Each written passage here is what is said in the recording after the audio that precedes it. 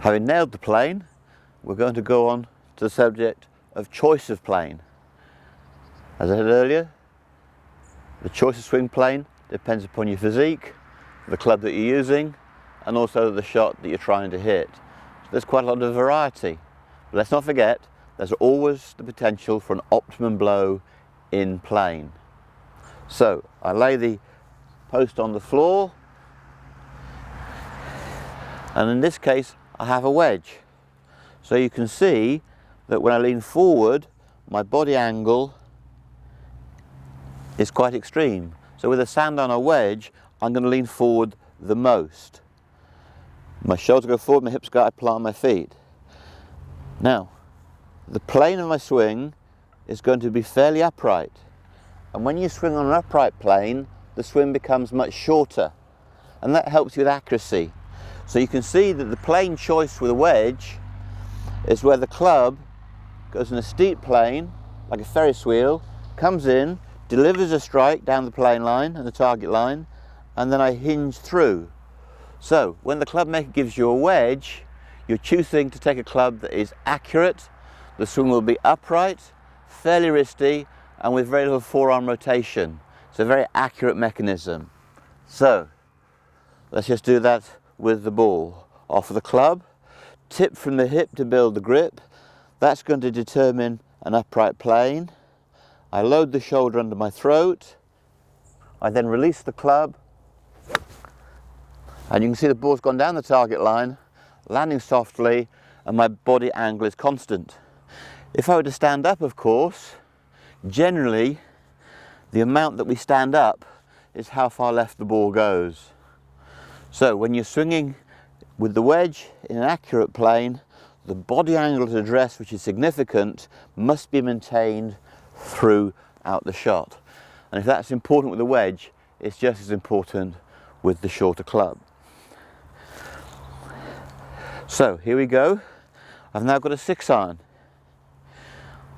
I address the stake, take my grip, and because the club is longer, you're going to see that the swing plane flattens.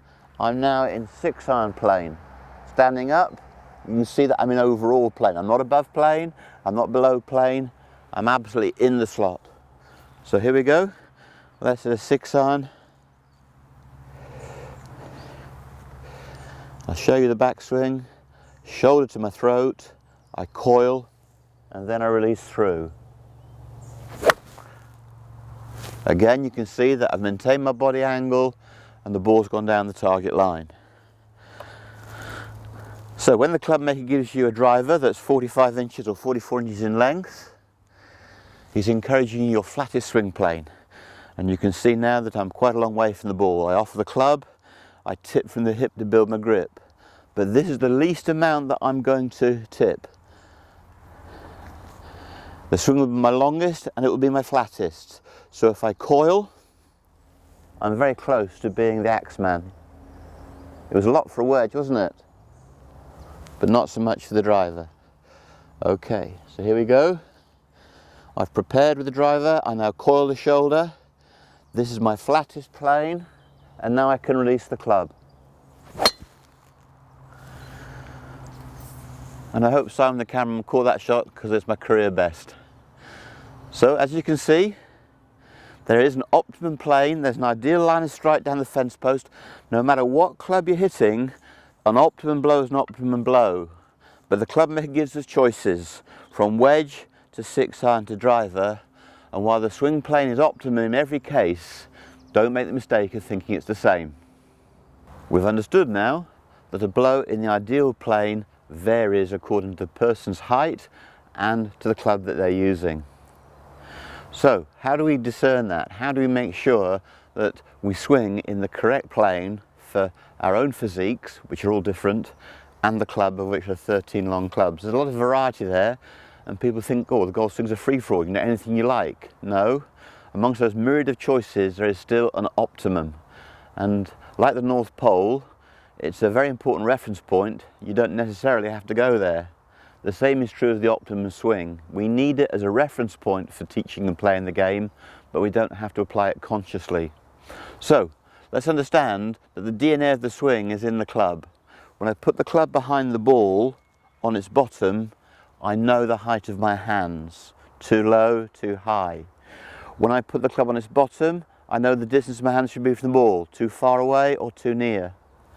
So you can see, as I offer the club, I know the height of my hands and I know my distance from the ball. If I then tip from the hip to build the grip, my spinal angle is determined. And that means that I can trust the fact if my shoulder goes under my throat, flush with my jawline, I know that I'm in plane for a 6-iron.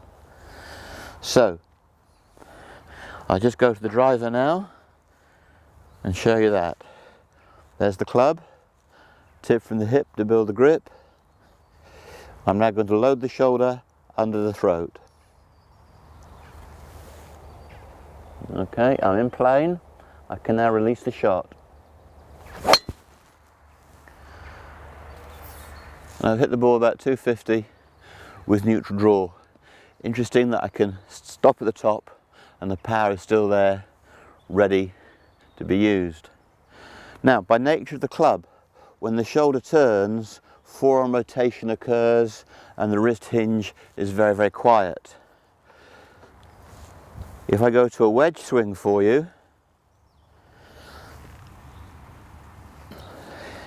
you can see how much nearer to the ball, how much more inclined. Now, when I make this choice of swing plane and I go to my throat, the swing is short, upright and wristy. You see my wrists have hinged. This makes me accurate. If my forearms are rolling in the wedge, I've been hitting shanks and all sorts of bad shots.